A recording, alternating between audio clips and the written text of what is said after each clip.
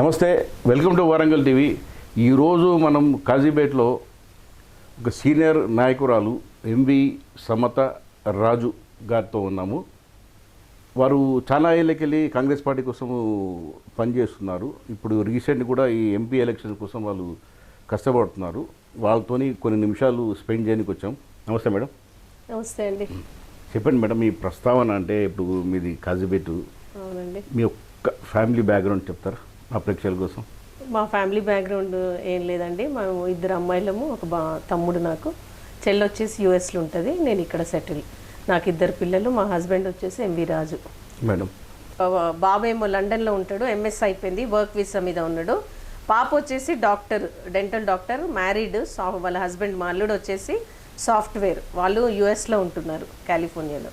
మీరు ప్రొఫెషన్గా ఏం చేస్తారు మేడం మీరు? నేను ప్రొఫెషనల్గా ప్రిన్సిపల్ అండి ఇంటర్నేషనల్ స్కూల్లో. ఓకే. ఇప్పుడు మీరు కాంగ్రెస్ పార్టీలో చాలా క్రియాశీలకంగా పనిచేస్తున్నారు. ఇప్పుడు మనం పాలిటిక్స్ చూసుకుంటే కడియం శ్రీహరి గారు రీసెంట్గా బీఆర్ఎస్ నుంచి కాంగ్రెస్కు వచ్చేసి వాళ్ళ కూతురికి టికెట్ ఇప్పించారు. దానివల్ల చాలా ట్రోలింగ్ అవుతుంది, చాలా విషయాలు వస్తున్నాయి. ఎలా చూస్తారు మీరు దీన్ని? ట్రోలింగ్లో ఏం లేదండి. అపోజిషన్ పార్టీ ఎప్పుడు ట్రోల్ చేసినా కూడా జనాలకు, అంటే బేసిక్ లెవెల్ ఉన్న జనాలకు తెలుసు కాంగ్రెస్ పార్టీ ఏంది తెలుసు. కాంగ్రెస్ పార్టీ టికెట్ ఇచ్చిందంటే వాళ్ళ పనితనం, కడియం శ్రీహరి గారి పనితనం తెలుసు. ఒక మహిళ, డాక్టర్ కడియం కావ్య, ఒక మహిళగా, ఒక చదువుకున్న విద్యావంతురాలుగా మన కాన్స్టిట్యూషన్, మన సెగ్మెంట్కి, పార్లమెంట్ సెగ్మెంట్కి ఎంతో మేలు చేసే ఒక యువశక్తి కావాలని కాంగ్రెస్ పార్టీ తనకు టికెట్ ఇవ్వడం జరిగింది. ఇప్పుడు టికెట్ ఇచ్చేంత మాత్రంలో ప్రచారం నడుస్తుంది, కానీ కాంగ్రెస్ శ్రేణులు కడియం కావ్యకి సపోర్ట్ చేయట్లేదు అన్నది ఒక అపోహ వస్తుంది. దాని గురించి మీరేమంటారు? లేదండి, అది అవాస్తవము. కాంగ్రెస్ పార్టీ టికెట్ ఇచ్చిందంటే అది ఎవరికైనా కాంగ్రెస్ పార్టీ జై కొట్టాల్సిందే. కడియం కావ్య వాళ్ళ ప్రస్థానం తెలుసు కాబట్టి కాంగ్రెస్ పార్టీ తనకు నమ్మే టికెట్ ఇచ్చింది కాబట్టి కార్యకర్త నుండి లీడర్ల వరకు, ఎమ్మెల్యేస్ అందరూ లీడర్ల వరకు ఆమెకు సపోర్ట్ 100% ఉంది. కాంగ్రెస్ పార్టీలో అభ్యర్థులు లేకనే కావ్యకి టికెట్ ఇచ్చేలా, ఎందుకంటే చాలామంది ఆస్పిరెంట్స్ ఉన్నారు, చాలా రోజులకి వెళ్ళి కాంగ్రెస్ పార్టీ కోసం కష్టపడుతూ ఉన్న వ్యక్తులను కాదు అని చెప్పేసి ఆమెకి పార్టీలు జాయిన్ కాకముందే టికెట్ అనౌన్స్ చేశారు. ఆల్రెడీ బీఆర్ఎస్లో టికెట్ తీసుకుంది. దీన్ని ఎలా చూడొచ్చు మనం? లేదండి, ప్రతి పార్టీలో ఆస్పిరెంట్స్ ఉంటారు, కానీ ఒక ధ్యేయంతో కాంగ్రెస్ పార్టీ వచ్చింది మొన్ననే. సో అభివృద్ధి జరగలేదు కాబట్టే ఇచ్చిండ్రు అని అన్నది అదే శుద్ధ అబద్ధం. ఎందుకంటే 10 సంవత్సరాలు టీఆర్ఎస్ పాలన ఉంది. నేను అడిగిన క్వశ్చన్ అది కాదు. నేను అడిగిన క్వశ్చన్ ఏంటి అని అంటే, కాంగ్రెస్ పార్టీలో గత కొన్ని సంవత్సరాలుగా కష్టపడుతూ వచ్చిన వాళ్ళు ఎంపీగా ఆస్పిరెంట్స్గా ఉన్న వాళ్ళని అన్ని కాదని చెప్పేసి ఒక్కసారి కడియం శ్రీహరి గారు పార్టీ చేంజ్ కాగానే వాళ్ళ కూతురికి ఎంపీ సీట్ ఇచ్చారు. దీన్ని ఎట్లా జస్టిఫై చేస్తారు మీరు? జస్టిఫై ఎట్లా చేస్తామంటే, తను ఉన్నారు ఆస్పిరెంట్స్, కానీ ఖచ్చితంగా వాళ్ళకు ఏదో ఒక విధంగా న్యాయం అనేది జరుగుతుంది. కాంగ్రెస్ పార్టీయే అంత, ఆస్పిరెంట్స్ చాలా మంది ఉంటారు, టికెట్ ఒకరికే వస్తుంది. దీంట్లో మనస్తాపన అనేది జరుగుతుంది ఇవ్వని వాళ్ళకు, కానీ ఏదో విధంగా వాళ్ళకు కూడా ఖచ్చితంగా న్యాయం జరుగుతుంది కాంగ్రెస్ పార్టీలో. వాళ్ళందరూ ఇప్పుడు కాంగ్రెస్ పార్టీతో వచ్చేసి సపోర్ట్ చేస్తున్నారని మీరు అనుకుంటారు? 100% సపోర్ట్ చేస్తున్నారండి, అందరు సపోర్ట్. గ్రౌండ్లో మేము ఉంటున్నాం, మాకు తెలుసు అందరూ చేయట్లేదు అంటే అది అపోహ అని నేను అనగలుగుతా అంతే. ఎందుకంటే మేము ప్రచారంలో తిరుగుతున్నప్పుడు ఎవరు సపోర్ట్ ఎట్లా వస్తుంది కడియం కావ్య గారికి మేము లిటరల్గా చూస్తున్నాం. యాజ్ ఎ మహిళగా కడియం కావ్య గురించి మీ పర్సనల్ ఒపీనియన్ చెప్పండి, పార్టీలకు సంబంధం లేకుండా. కడియం కావ్య అంటే ఏంటి, ఆమెకు ఎందుకు ఓటేయాలనేది మీరు చెప్పండి. కడియం కావ్య ఇప్పుడు వాళ్ళ వారసత్వం నుండి రాలేదు ఆమె. తను బేసికల్గా డాక్టరు, ఒక గైనకాలజిస్ట్, ప్లస్ ఆమె చాలా సేవలు ప్రజాక్షేత్రంలోకి రాకముందే చేస్తుంది. ఒక ఫౌండేషన్ ఉంది తనకు, తను ఎంతో మందికి చాలా హెల్ప్ఫుల్గా ఉంటుంది. అట్లాంటి మహిళ, చదువుకున్న మహిళ, ఒక డాక్టర్ వృత్తి ఉన్న మహిళ పార్లమెంట్కి వెళ్తే నియోజకవర్గానికి ఎంతో పెద్ద ఎత్తున హెల్ప్ చేయగల శక్తివంతురాలు.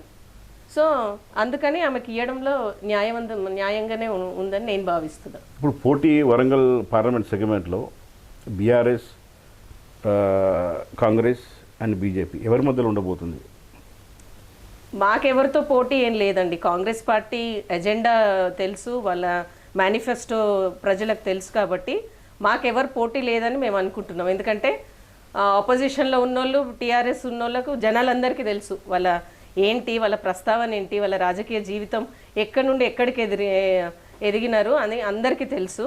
సో కొత్త ఫ్రెషరు ఈమె చాలా మేలు చేస్తుంది అందరికని మేము అనుకుంటున్నాం. ఇప్పుడు ఆమె ఫ్రెషర్గా ఉండు అందరికీ అభినందిద్దాం, దాంట్లో ప్రాబ్లం లేదు. కాకపోతే ఇక్కడ ప్రాబ్లం ఇష్యూ వచ్చేసి ఏంటంటే మాదిగ సామాజిక వర్గానికి కాంగ్రెస్ పార్టీ అనేది న్యాయం చేయలేదు, టికెట్ కేటాయించలో అన్నది ఒక అపోహ ఉంది. అపోహ కాదు, వాస్తవం అది. ఇప్పుడు ఇక్కడికి వచ్చేసరికి మనకి బైండ్ల సామాజిక వర్గం 600 కుటుంబాలు 700 కుటుంబాలు ఉంటాయి. ఇప్పుడు ఈ మాదిగ ఓట్లు అన్నీ ఆరూరు రమేష్కి కన్వర్ట్ అవుతున్నాయి. బీఆర్ఎస్లో ఉన్న పెద్ద పెద్ద నాయకులు కూడా ఆరూరు రమేష్ గెలుపు కోసమే చేస్తున్నారని ఒక సమాచారం ఉంది. ఇక్కడ మాదిగ సమాజానికంటే ముఖ్యంగా 10 సంవత్సరాలు చూశారు ఆయన తన పాలన కూడా యాజ్ ఎమ్మెల్యే.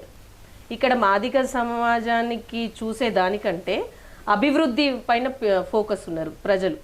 నార్మల్ బేసిక్గా జనాలు ఏం ఆలోచిస్తున్నట్టే ఈ సామాజిక వర్గాలు ఉండొచ్చు, తన మాదిగ వర్గం నుండి కూడా తనకు ఓట్లు పడతాయి, పడవని అసలే మనం అనుకోలేము. కానీ ఇక్కడ అభివృద్ధి మెయిన్ క్రైటీరియాగా చూస్తున్నారు జనాలు మాత్రం. నాకు తెలిసిన ఇన్ఫర్మేషన్ ప్రకారం బీజేపీ నిశ్శబ్దంగా వరంగల్ పార్లమెంట్ సెగ్మెంట్లో గెలవబోతుందన్న సమాచారం. అది అవాస్తవం అండి. ఎందుకంటే బీజేపీ అంటేనే మతతత్వ పార్టీ.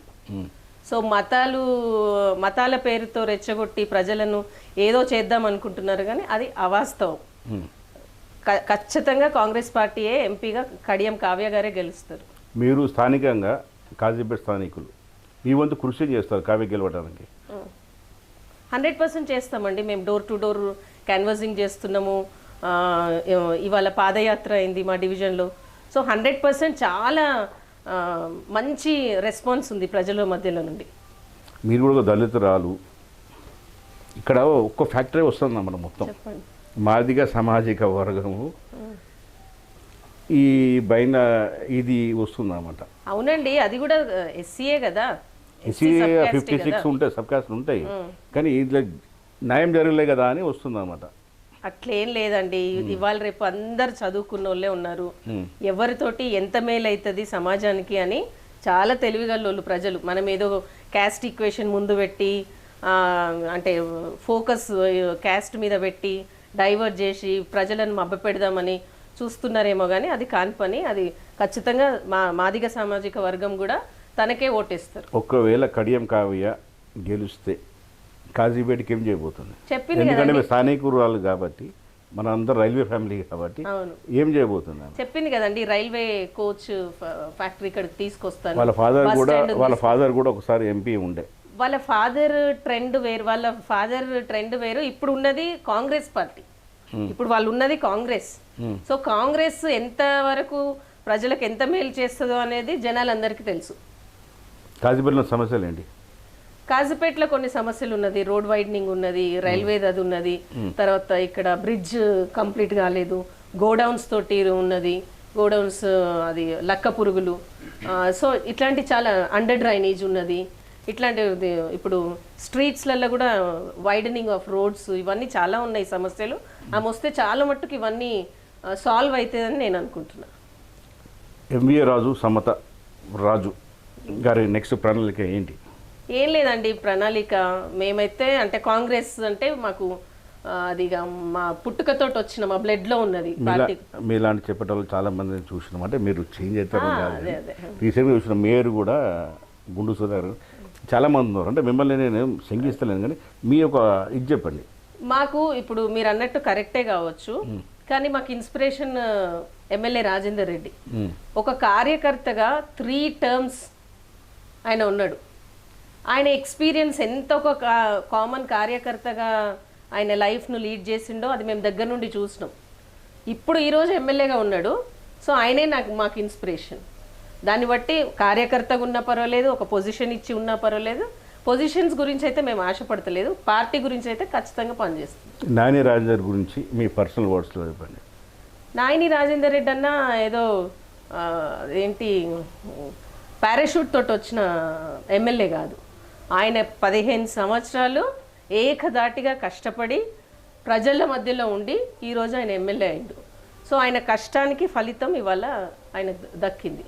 ఒకటి మీరు ఒప్పుకోకపోయినా కాంగ్రెస్ గెలిచినప్పటి నుంచి ఇన్ని 4-5 నెలలు అవుతుంది, గ్రాఫ్ అనేది కొంచెం అటు ఇటు ఉన్నది. అట్లేం లేదండి, గ్రాఫ్ అనేది ఉన్నదంటే మధ్యలో ఇప్పుడు ఎలక్షన్ కోడ్ వచ్చింది, వాళ్ళు ప్రమాణ స్వీకారం చేసి కొన్ని రోజులైంది, ఎంపీ ఎలక్షన్స్ స్టార్ట్ అయినాయి. 10 years నుండి చేయని కార్యక్రమాలు ఇప్పుడు చేయలేదు అనడం అది సమంజసమైన ఆన్సర్. మిమ్మల్ని కొన్ని బ్రేక్ చేయొచ్చా? 10 yearsకి వెళ్ళి చేయలేదని మీరు అన్నారు. 10 yearsలో అపోజిషన్ ఉన్నది కాంగ్రెస్ పార్టీ. మరి కాంగ్రెస్ పార్టీ ఏం చేసింది? 10 yearsలో అతను ప్రశ్నించవచ్చు కదా. మీరు 100 రోజుల్లో చేయందే ట్రోలింగ్ అవుతుంది. ఇప్పుడు బీఆర్ఎస్ వాళ్ళు ట్రోలింగ్ చేస్తున్నారు. కాంగ్రెస్ పార్టీ ఏం చేసింది? అంత స్ట్రాంగ్ పార్టీ ఉంది. ఇప్పుడే కదండి, జస్ట్ పుట్టిన పార్టీ, ఇప్పుడు కొత్తగా పుట్టిన కేసీఆర్ అదే అన్నాడు, ఇప్పుడే వచ్చింది. ఆయన 10 సంవత్సరాల నుండి ఎన్నో ఇచ్చిండు మేనిఫెస్టోలో, ఏది ఫిలప్ చేసిండు? కొంచెం కూడా టైం కావాలి. ఇది ఎంపీ ఎలక్షన్స్ ఇప్పుడు August 15th కల్లా అది చేస్తా అని అంటున్నాడు రేవంత్ అన్న. అది రుణమాఫీ 2 లక్షల రుణమాఫీ చేస్తా అంటున్నాడు. అవన్నీ కంప్లీట్గా ఖచ్చితంగా మాకు కాంగ్రెస్ పార్టీ మీద నమ్మకం ఉంది. ఖచ్చితంగా ప్రతి ఒక్క మేనిఫెస్టోలో చెప్పిన ప్రతి ఒక్కటి ఖచ్చితంగా కాంగ్రెస్ పార్టీ నెరవేరుస్తుంది. రానున్న రోజుల్లో ఎంవి సమతా రాజు గారిని మేము ఏ పొజిషన్ చూడబోతున్నాం? అది స్థానికుడు, నేను కూడా కాజీపేట వాస్తుంది కాబట్టి మీరు చెప్పండి. అంటే మాకు కూడా ఏంటంటే మీరు ఒక మంచి పొజిషన్లో ఉంటే మాకు కూడా వెల్ విషెస్ కాబట్టి ఎలా చూడబోతున్నాం సమతా రాజు గారిని? ఏం లేదండి, ఇప్పుడైతే నేను సామాన్య కార్యకర్తను, కష్టపడే తత్వం ఉంది, ఒక ఎడ్యుకేటెడ్ పర్సన్, ప్లస్ మేము రాజేందర్ రెడ్డి అన్నను నమ్ముతాం. ఎందుకంటే ఆయన ఫేస్ చేసిన ప్రాబ్లమ్స్ చాలా ఉన్నాయి, మై నథింగ్. సో ఆయనే మాకు గాడ్ ఫాదర్, ఆయనను ఖచ్చితంగా నమ్ముతాము. ఆయన ఏ పొజిషన్లో పెట్టినా మాకు హ్యాపీ. సో చూసారు కదండి, సీనియర్ కాంగ్రెస్ లీడర్ కాజీపేట నుంచి. చాలా సంతోషం ఈరోజు. నేను కూడా కాజీపేట వాస్తవుడి ఒక సీనియర్ నాయకురాలతో ఇంటర్వ్యూ చేసినప్పుడు నాకు కూడా చాలా ఆనందం అనిపించింది. మేడం, ఎంవి రాజు సమత గారు సీనియర్ కాంగ్రెస్ లీడర్, చాలా విషయాలు మీతో షేర్ చేసుకోవడం మాకు చాలా సంతోషం అనిపించింది. మీరు మంచి పొజిషన్ అని కోరుకుంటాం madam. Thank you. Warangal TV ప్రేక్షకులందరికీ నమస్కారం అండి.